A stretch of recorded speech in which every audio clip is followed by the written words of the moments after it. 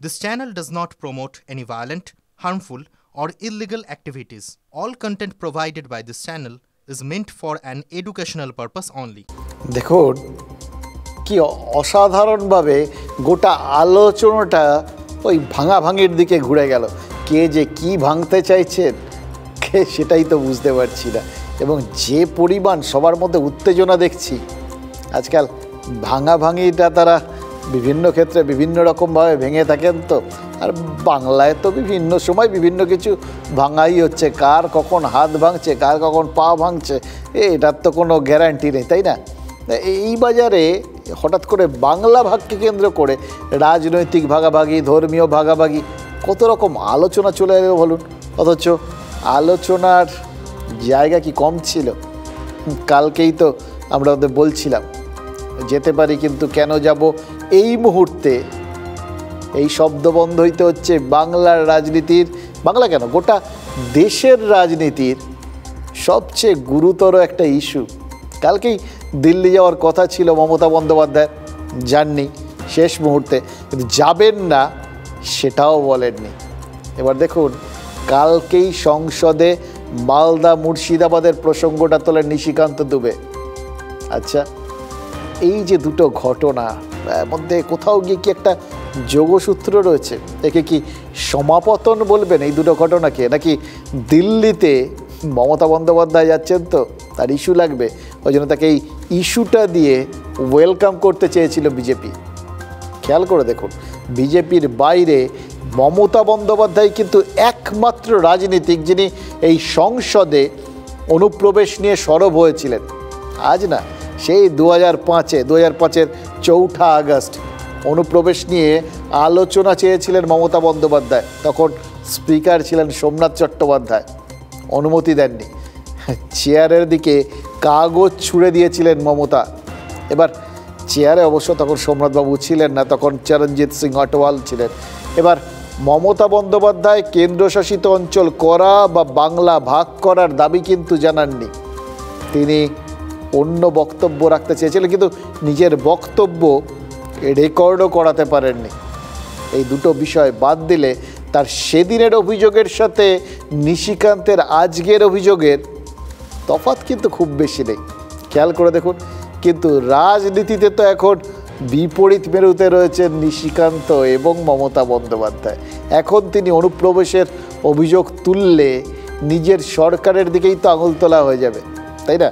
তাই সেদিন তার পক্ষে যেটা সম্ভব ছিল আজ তো তা হয় না। আসলে অবস্থার বদলের সঙ্গে সঙ্গে না গোটা বিষয়টা উল্টো হয়ে যায়। খেয়াল করে দেখুন, এই ধরুন একটা চেয়ার, এবার যিনি শাসক তিনি এই পাশে থাকবেন, বিরোধী যখন তিনি এ পাশে থাকবেন। শাসকের যেটা ডান হাত, বিরোধীর সেটা বাঁ হাত, মুখোমুখি তারা থাকেন। এবার যখন উল্টে যায় পরিস্থিতিটা, বিরোধী যখন এপাশে চলে যান শাসক হয়ে যান, আর যখন শাসক এপাশে চলে এসে বিরোধী হয়ে যান, তখন বিরোধীর ডান হাতটা শাসকের বাঁ হাত হয়ে যায়, অবস্থার বদলে যায়। এটাই হচ্ছে মজা, জানেন তো? ঠিক সেম জিনিস হয়েছে মমতা বন্দ্যোপাধ্যায়ের ক্ষেত্রেও। তাই তৃণমূল নেতারা এখন কিন্তু আর এই সমস্ত দিকে আঙুল তোলেন না, কারণ সেটা নিজেদের দিকে আসবে। তাই বিএসএফের দিকে ঘুরিয়ে দেন, নিউট্রাল, কারোর কিছু বলার নেই, একটু ঘুরিয়ে কেন্দ্রের দিকে আঙুল তোলা হলো আর কি। 21শে জুলাইয়ের সভায় মমতা বন্দ্যোপাধ্যায় কি বলেছিলেন আপনাদের মনে আছে?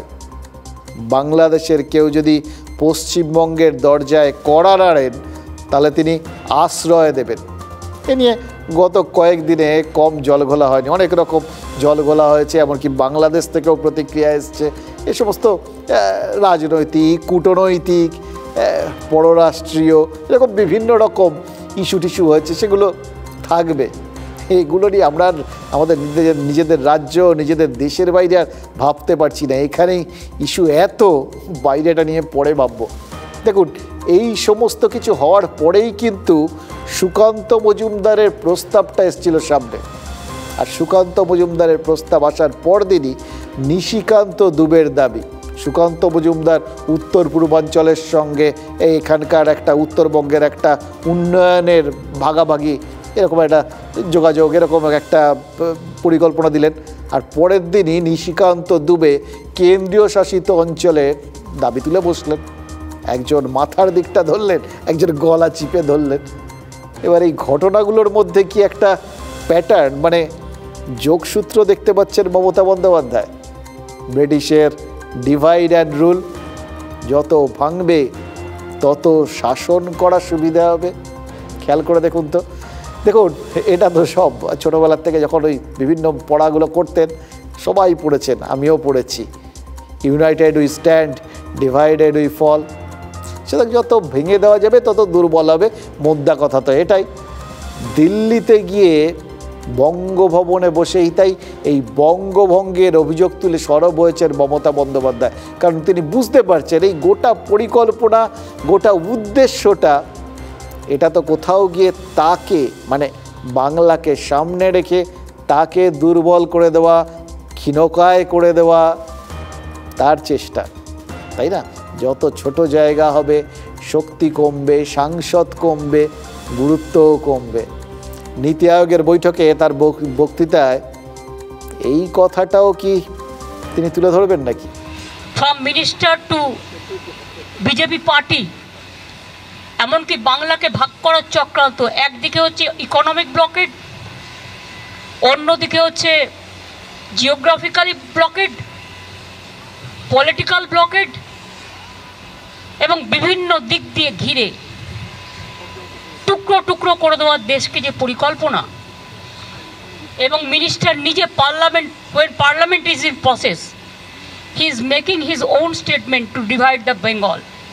We strongly condemn this attitude. Divide Bengal means divide our country India. We don't support this.